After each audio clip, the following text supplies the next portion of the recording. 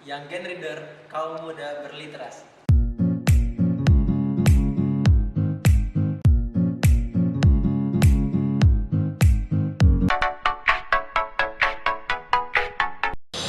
Halo teman-teman yang Gen Reader, balik lagi di Mereka Menjawab.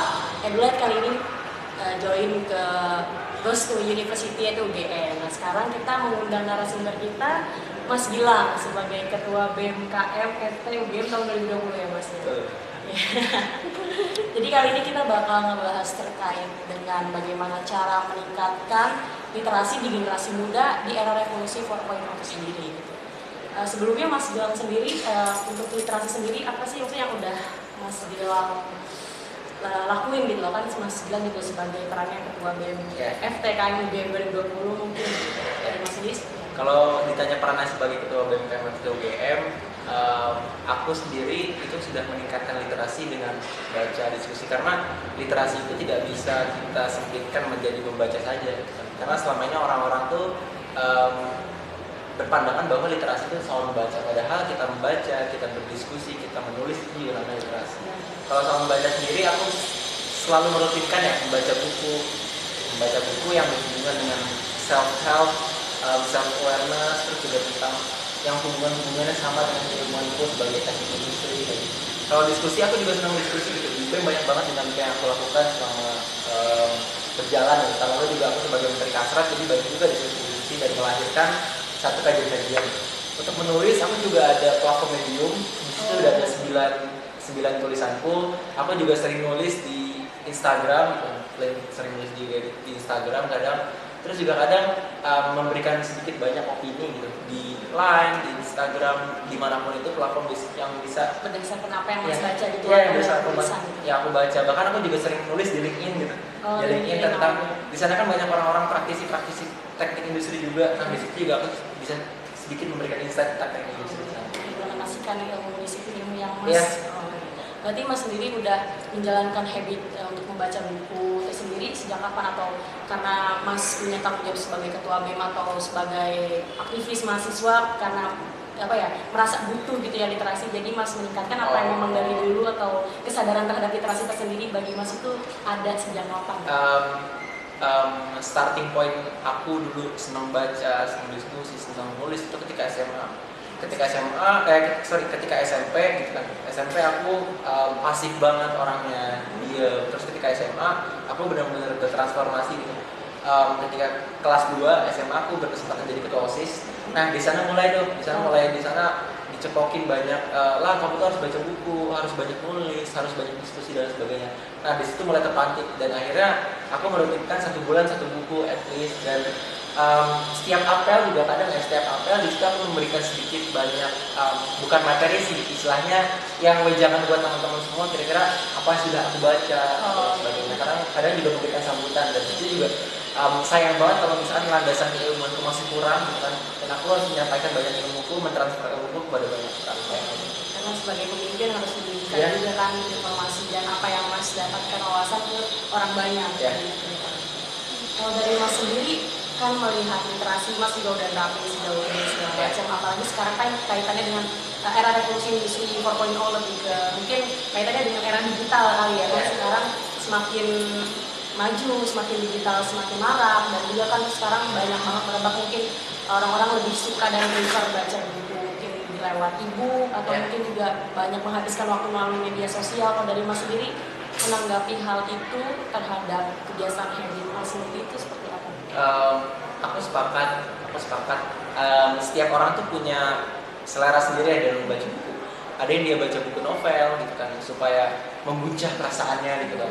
Terus juga ada yang orang yang suka baca buku sesuai dengan ilmunya sendiri. Misalkan anak ilmu politik gitu kan, banyakan baca buku ilmu politik. Terus apa yang memang sesuai dengan minatnya. Nah gitu. Terus anak filsafat, aku pernah bahkan ketemu anak filsafat gitu. Dia ngasih buku aku filsafat eksistensialisme dan sebagainya. Aku nggak tertarik untuk baca gitu. Selera aku karena nggak kesana gitu. Terus misalkan aku sebagai anak teknik industri ya spesifiknya, aku juga suka banyak baca buku tentang literasi digital, terus juga revolusi industri, gimana company itu berjalan. Jadi sedikit banyak sebenarnya setiap orang tuh punya selera yang masing-masing dalam berliterasi lah sebenarnya.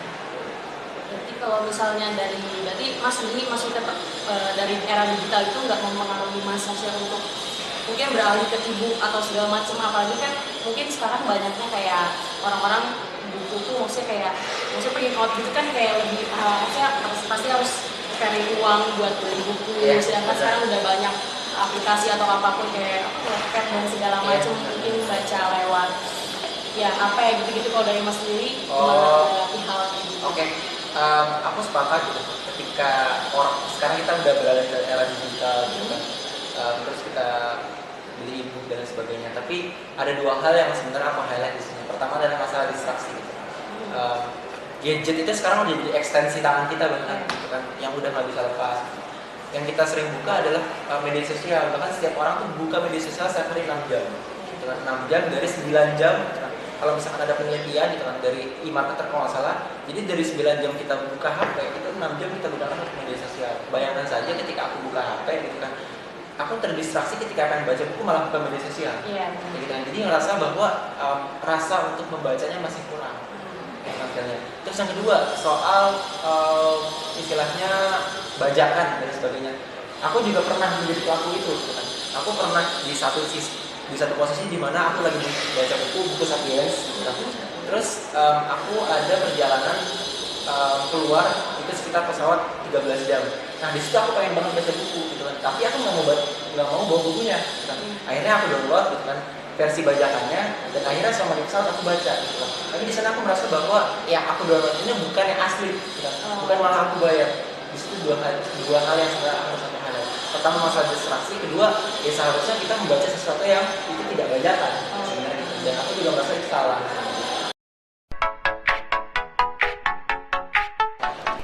Tadi juga kan Mas bilang punya kesadaran dari pas SMA gitu, mungkin pas saat jadi ketua OSIS gitu kan ya, dan segala macam karena mungkin merasa butuh karena juga memiliki peran yang emang perlu untuk itu gitu. Nah gimana kalau dari maksudnya untuk mahasiswa dan orang-orang lainnya yang umum gitu punya kesadaran akan literasi itu tersendiri, itu kan karena nggak semua orang punya peran dan merasa butuh akan literasi kan, sedangkan kita bisa tahu bahwa literasi itu sangat-sangat penting gitu. Makanya literasi itu sangat-sangat mendasar bagi seseorang untuk menempuh wawasan dan hidup dia juga gitu dengan membaca buku kan. Karena memang mereka mungkin belum tahu manfaat dan benefit dari baca buku untuk dirinya sendiri. Nah gimana untuk maksudnya orang-orang lain menyadarkan bahwa literasi itu penting gitu buat dirinya sendiri. Oke, aku sepakat kalau misalkan literasi itu penting. Sekarang kita udah beranjak ke era digital gitu. Kita juga nggak bisa memaksakan seseorang untuk baca buku dan sebagainya. Karena yang namanya membaca buku itu juga itu berangkat dari ketertarikan, kesadaran kita untuk membaca buku. Gitu kan. Bedakan antara minat baca gitu kan dengan minat membeli. Gitu. Tahu Big Bad Wolf kan? Big Bad Wolf kan yang jualan itu kan dan sebagainya. Itu kalau nggak salah setiap tahun itu rata-rata penjualan 750.000 gitu kan. Itu kalau misalnya dikalkulasi itu termasuk banyak. Tapi kita kulik lagi ternyata Big Bad Wolf itu tidak bisa menjadi indikator dalam minat baca seseorang. Belum tentu orang yang baca buku beli buku itu malah baca buku. Gitu. Nah sekarang kalau misalnya kita beralih ke arah digital dan sebagainya, sekarang kita udah ada handphone gitu kan. Udah ada laptop juga, kita bisa mengakses dan lain sebagainya gitu kan. Berawal berangkat dari tulisan-tulisan sederhana gitu kan. Kalau nggak salah menurut penelitian kan, attention span seseorang orang dalam memperhatikan sesuatu itu kalau nggak salah 30 menit gitu kan. Dalam 30 menit kira-kira tulisan yang bisa dibaca ya sekitar 10 sampai 20 halaman dan sebagainya. Nah mulai dari kita membaca artikel-artikel kecil kayak misalkan berita-berita, misalkan aku kalau aku sendiri ya, aku suka download Detikcom, terus juga kalau di Indonesia ya CNN, terus Tirto dan sebagainya. Aku merutinkan baca itu setiap hari dari tulisan-tulisan sederhana. Terus kalau misalkan suka literasi yang sifatnya internasional, aku merekomendasikan bisa Harvard Business Review, bisa Jakarta Post, terus juga ada CNN Internasional, CNBC dan sebagainya. Jadi berangkat dari tulisan-tulisan sederhana yang kita baca. Atau bahkan kalau misalkan lebih sederhana lagi, banyak kan di line itu tulisan-tulisan yang sifatnya kontroversial dan sebagainya, itu juga menarik untuk dibaca. Atau enggak ada platform namanya Quora, platform namanya medium.com dan sebagainya. Itu berangkat dari kesadaran kita harus membaca, at least bacaan tulisan-tulisan yang sederhana. Gak usah lah ekspektasi kita bakal baca novel, bakal baca buku besar kalau misalkan kita untuk membaca tulisan sederhananya masih kurang. Jadi kalau lebih ke apa ya namanya kayak dari hal-hal kecil dulu gitu ya, gimana cara buat minat terhadap baca itu sendiri gitu, dari yang era digital sekarang ada gitu kan. Cuman mungkin kayak yang saya garis bawahi kayak emang Indonesia ini kan memang secara dilansir gitu ya dari riset yang dari detik.com itu dari 70 negara itu Indonesia minat bacanya di peringkat 62 gitu berdasarkan PISA gitu ya telah diteliti. Nah itu kan kita bisa melihat kan minat baca Indonesia ternyata serendah itu dari 70 negara gitu. Kalau misalkan penelitian PISA gitu kan dari 62 dari 70 62. Kalau penelitian yang CCSU itu dari 61 itu peringkat 60. Dan ada beberapa indikator yang aku highlight. Pertama adalah perpustakaan, yang kedua itu kalau nggak salah peredaran surat kabarnya, sama kalau nggak salah yang ketiga itu kesetaraan pendidikan ya. Itu sekarang pendidikan. Nah pertama highlight dari misalkan perpustakaan gitu. Ketersediaan perpustakaan Indonesia itu nggak jadi masalah, itu banyak gitu kan. Tapi yang jadi masalah adalah minat orang Indonesia untuk datang ke perpustakaan gitu kan. Itu juga berkaitan dengan masalah literasi digital dan sebagainya gitu kan. Makanya sekarang perpustakaan juga itu goes digital. Itu banyak banget platform-platform pendidikan yang itu misalkan kita datang ke perpustakaan terus kita juga bisa mengakses pendidikan dan sebagainya kayak gitu. Terus tapi ada permasalahan utama adalah kultur kita yang sebenarnya merasa bahwa kita nggak butuh ke perpustakaan, kita cukup untuk misalkan kita beli buku itu udah cukup gitu, pulang ke rumah jadi pajangan doang, jadi perpustakaan di rumah juga kayak gitu kan. Kita jadi minat untuk ke perpustakaan aja masih rendah gitu. Peredaran surat kabar kayaknya berkaitan dengan Gmail gitu. Aku nggak akan begitu highlight karena aku juga kurang paham gitu sebenarnya indikator ini digunakan untuk apa. Yang ketiga adalah kesetaraan pendidikan. Sekarang Nadiem Makarim sudah menuliskan kampus merdeka, terus juga merdeka belajar, terus sekarang juga terkait dengan banyak banget lah hal-hal yang sebenarnya diciptakan oleh Mas Nadiem gitu kan. Nah di situ juga sebenarnya ada prasyarat penting gitu dalam menciptakan kayak misalkan anak-anak kuliahan gitu kan, anak-anak kuliahan diberikan kebebasan 3 semester akhir gitu kan, untuk mereka kuliah di tempat lain dan sebagainya. Tapi ada prasyarat penting sebenarnya dari hal yang sebenarnya harus dilakukan oleh Menteri Pendidikan dan Kebudayaan ini, itu adalah kesetaraan pendidikan gitu.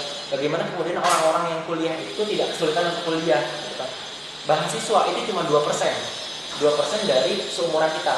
Intinya maksudnya dari seumuran katakanlah dari 20 sampai 25 tahun yang seharusnya dikatakan sebagai mahasiswa, kita yang berkuliah itu termasuk 2%. Bagaimana kemudian 2% itu bisa memberikan pengaruh kepada yang lain.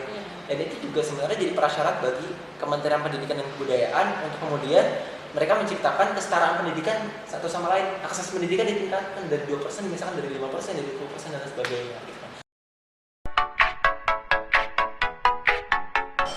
Sekarang kita udah bergerak di era digital.